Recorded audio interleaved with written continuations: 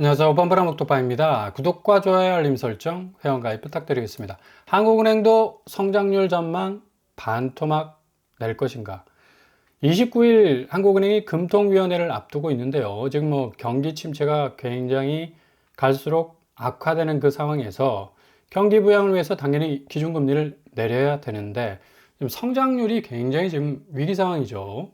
성장률 얼마나 낮출지가 지금 주목이 되고 있는데 KDI가 지난 14일 올해 전망치를 1.6에서 0.8%로 거의 딱 절반, 반토막을 냈습니다. 0.8포인트로 내려잡았는데 국제통화기금 IMF 역시도 한국에 대해서 1.0% 거의 비슷비슷하죠. 정부는 1.8% 조금 긍정적인 어떤 전망을 내놨는데 지금 KDI가 굉장히 냉혹하게 이렇게 완전히 반토막에 가까운 한국 경제 성장률에 대해서 빨간불을 지금 켜고 있는데 2.1, 2024년까지 8월까지 2.1에 머물다가 지금 2025년 5월에 0.8% 거의 이제 지하실 문을 개방할 그런 어떤 추세로 가고 있다는 걸 볼 수가 있죠. 환율 역시도 지금 계속적으로 오르다가 이게 원화 가치가 다시 들썩들썩거리면서 7개월 만에 지금 최저를 찍고 있습니다. 지난주에 원화 절상폭 주요 통화국 중에 2위를 차지할 정도로 지금 원화 가치가 달러 대비 더 올라가기 시작을 하고 있죠. 여러 가지 유불리한 그런 모습들이 있겠지만 일단 원화 가치가 올라가면 수출 주도인 우리나라 입장에서는 조금 반갑지만은 않은 그런 어떤 상황이 전개가 될 수가 있겠고요. 미국이 우리나라에 대해서 원화 절상을 직간접적으로 하게 된다면 원화가 강세 압력을 받을 수밖에 없는 거고 미국은 대외적으로 강달러 정책을 유지를 공언하면서 또한 제조업 부분에서는 약달러를 위한 비밀통화협정 추진서를 지금 추진하고 있다라는 그런 어떤 사실들이 전해지고 있는데 일단은 공식적으로 일축은 했습니다. 그럼에도 불구하고 은행 고시 환율을 보시면 원화가 1368원까지 지금 상당히 강해지고 있죠.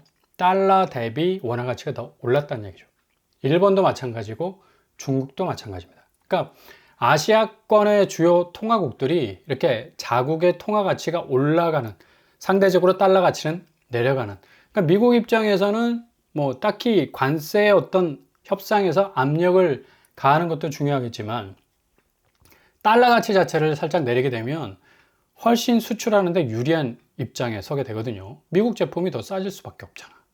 이렇게 되니까 훨씬 수출 파이가 더 커질 수밖에 없는 거고 지금 달러 인덱스는 99.12를 찍고 있습니다. 100 미만으로 지금 떨어져 있는 상황인데 아마도 1380원을 지금 찍고 있지만 그래도 미국이 포기할 수 없는 건 달러 강세이기 때문에 이 달러 부분에 대해서는 계속적으로 기축통화국으로서의 어떤 지위를 포기하지 않으려는 또 그런 경향이 강하기 때문에 어떻게 될지 모릅니다. 이렇게 거의 롤러코스터처럼 내려갔다 올라갔다 올라갔다 내려갔다 계속적으로 반복할 가능성이 커요.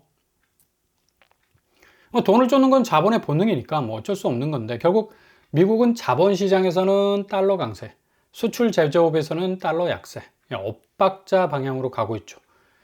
그럼에도 불구하고 수출 기조 강한 한국은 양쪽이 다 악재야. 그죠? 코스피, 자본시장 약세, 부동산 약세, 게다가 수출까지 원화가 강세로 기울게 되면 이게 유불리가 아주 복잡하게 얽히게 되는 건데 이 상황에서 경기 변화를 좀 잘 들여다 보실 필요가 있고요. 사람은 이미 답을 알고 있죠. 그 답을 무시할 뿐. 내 본능은 이렇게 해라 저렇게 해라 뭔가 방향 지시 등을 딱딱 켜주는데 애써 사람이 그 상황에 대해서 눈을 감아버려. 그러니까 사지 말아야 될 상황에서 사게 되고 하지 말아야 될 것에서 하게 되고 선택하지 말아야 될 것을 선택하는 그런 실수를 저지른다는 얘기죠. 그러니까 내면의 좀 소리를 잘 들으셔야 된다는 얘기예요. 시장 상황도 잘 살펴보시고 이렇게 경기 상황이 진행이 되다 보니까 지금 3월 달에 10,000건 넘었던 거래량이 지금 4월 달, 5월 달 들어서면서 2,300건으로 확 쪼그라들었어요. 그러니까 그만큼 집을 살 수 있는 여력이 부족하다는 얘기죠. 내수 경기 침체, 경기 부양을 위해서 한국은행이 금리 인하를 해야 할 이유가 바로 여기에 있는 겁니다. 그만큼 한국 부동산 시장도 내수 경기, 건설 경기가 한 15%에서 20% 지금 차지하고 있는데 부동산 경기가 이렇게 안 좋아지게 되면 내수 경기는 더 골이 깊어질 가능성이 높아질 수가 있겠고요. 이 와중에 뭐 또 경기도 아파트 값은 5년 새 거의 40% 정도 뭐 상승을 했다고 그러죠. 중강남 뭐 과천은 가장 지금 비싼 어떤 상황 속에 와 있고, 지금 서울과 인접한 풍선 효과가 지금 계속적으로 지금 일어나고 있는데, 남양주가 41%, 고양시가 42%, 하남시가 44% 정도 오르고 있다고 합니다. 그러니까 이렇게 계속적으로 아파트 값, 특히 신축들은 가격대가 상승적으로 계속 올라가다 보니까 수요의 어떤 이 돈을 지불할 수 있는 여력이 없음에도 불구하고 대출을 땡겨가지고 집을 살려고 하니까 여기서 뭐 엇박자가 날 수밖에 없는 거죠. 특히 강남구, 서초구, 송파구, 강남 3구가 가장 높은 가격대를 형성했고요.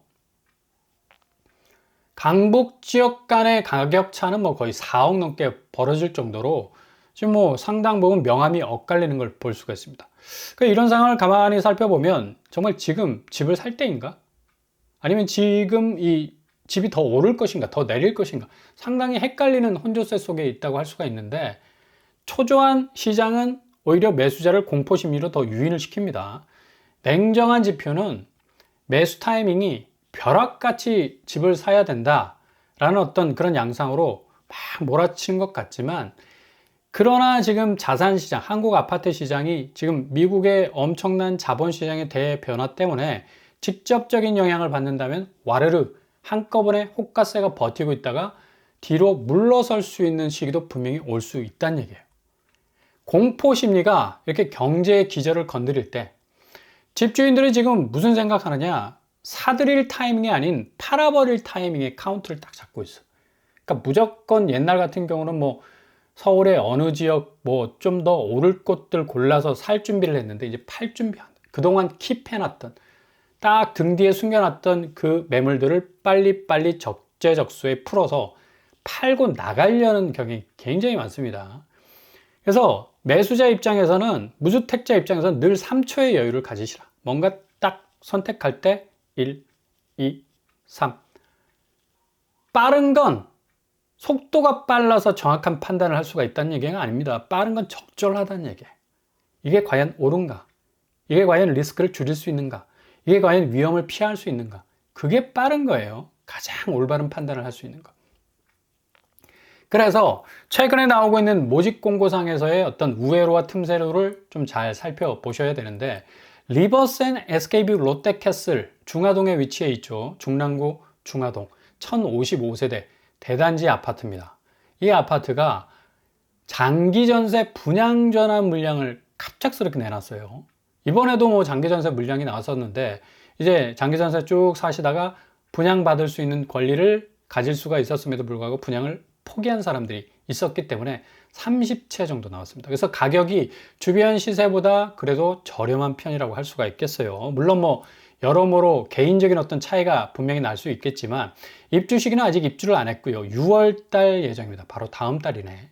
그러니까 민간 분양이고 비규제 지역이면서 아쉽게도 분양가 상한제는 미적용되는 그런 곳이라 할 수 있겠습니다. 그럼에도 불구하고 2022년도에 분양을 한 곳이라서 2025년도 분양가보다는 다소 낮은 그런 어떤 수위에 있는 아파트라고 할 수가 있어요. 다음 주에 본격적인 이제 일정이 시작이 될 것으로 보이고요. 일단 여기 장기전세 분양전환 30세대이기 때문에 39제곱 그리고 100A제곱까지 아주 다양합니다. 39, 49, 59, 70, 84, 100까지 뭐 부채살 펴듯이 쫙 펼쳐져 있고, 일반 공급이 14세대 그리고 특별 공급이 16세대, 거의 뭐 밸런스가 좀 딱 맞는다 볼 수가 있겠죠.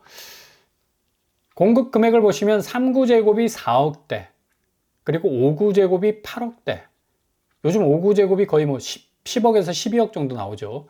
84제곱이 10억대.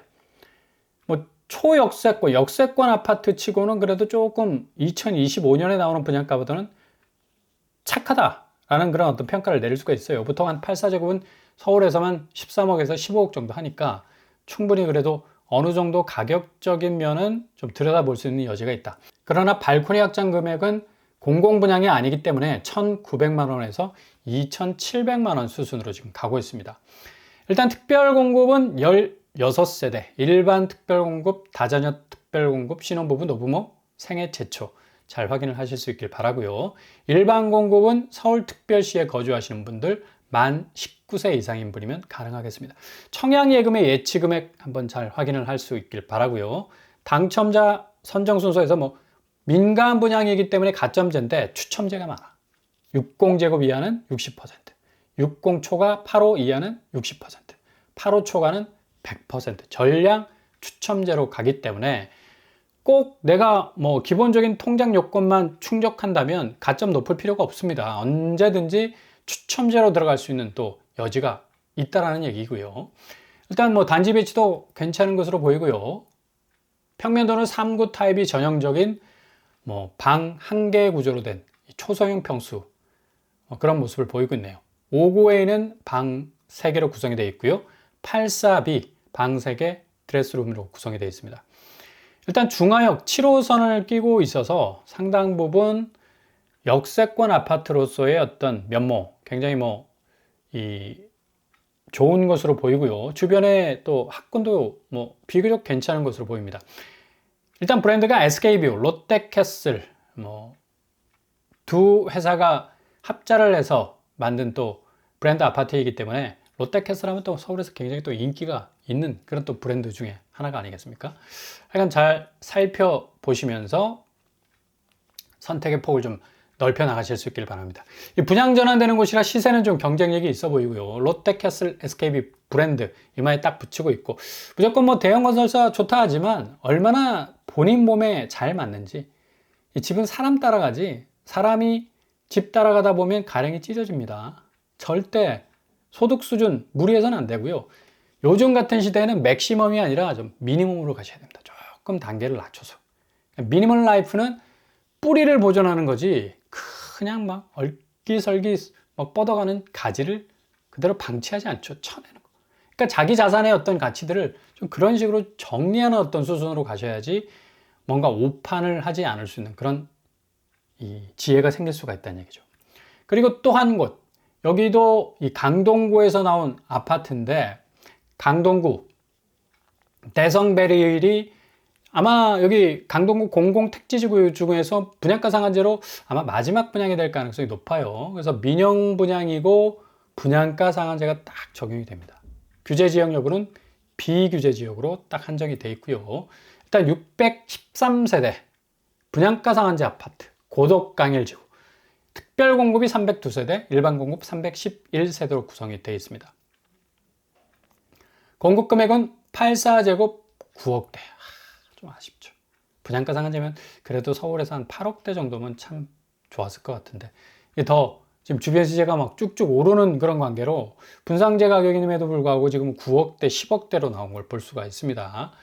특별 공급은 이 규제가 변한 것 중에 청약 신청자의 배우자가 혼인 전에 당첨된 이력에 따른 청약 제한 사항이 있더라도 이를 배제하고 청약 신청 가능합니다. 생애 최초 역시도 배우자가 혼인 전 주택을 소유한 사실이 있더라도 이를 배제하고 청약 신청 가능하다는 점 꼭 기억을 해두시고요. 일반 공급은 서울특별시에 거주하거나 경기도 및 인천광역시에 거주하는 만 19세 이상인 분이면 충분히 해당이 될 수가 있겠네요.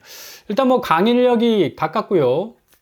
고덕강일지구, 고덕지구, 강동구라는 어떤 강남 4구에 포함시킬 수 있는 또 입지적인 어떤 장점이 있기 때문에 굉장히 학군도 괜찮은 것으로 보이고 입지적으로는 좀 흠이 없는 곳이라 할 수 있겠지만 이게 분양가가 9억대가 넘어간다. 분상제 아파트가 조금은 좀 고개를 갸우뚱할 수 있음에도 불구하고 아마 무진장하게 몰릴 겁니다. 요즘 84제곱 강동구에서 나오는 아파트 14억, 15억 하니까 보통 한 4, 5억 정도 충분히 메리트를 보고 접근할 수 있는 가능성이 있다는 얘기죠. 여기도 다음 주에 본격적으로 청약 일정이 시작이 될 것 같고요. 일단 강남 3구로 하지만 분상제 가격이 좀 무색하다라는 좀 느낌을 받을 수가 있습니다. 과연 분상제의 기준은 주변 시세 따라가야 합니까? 아니죠. 분상제만의 독특한 색깔을 좀 가지면 될 것 같아요. 가격 상한선만 딱 정해놓으면 그 시세의 몇 퍼센트 따지기보다는 좀 절대적 기준을 가지고 가게 되면 무주택자의 선택폭을 좀 넓혀줄 수 있는 정책 효과 더 커질 것으로 보이고요. 아무튼 모든 걸 좀 상대적으로 바라봐야 할 시기입니다. 이게 비싸냐 저게 싸냐 그것도 중요하지만 어느 정도 내가 내 스스로 만족하느냐 아니면 좀 부담스러우느냐 이것도 좀 중요하잖아요. 무조건 상대의 기준을 쫓아가다 보면 영끌할 수밖에 없어요. 영끌 내가 욕하다가 내가 영끌한다니까. 그럴 수 없잖아요. 경쟁은 나와 경쟁해야죠. 내가 얼마만큼 안정감을 누리고 얼마만큼 만족감을 누리고 얼마만큼 두려움을 쫓아낼 수 있는 그런 집이 되느냐가 중요한데, 어디가 오른다더라, 어디가 비싸다더라, 어디가 삐까뻔쩍하다, 그거 쫓아가다 보면 결국 피골이 상접해질 수밖에 없습니다. 영끌의 마지막 결론은 감당이 안 되면 경매로 집이 넘어간다. 이 사실을 좀 꼭 기억을 하시고 신중하게 잘 접근하실 수 있길 바랍니다.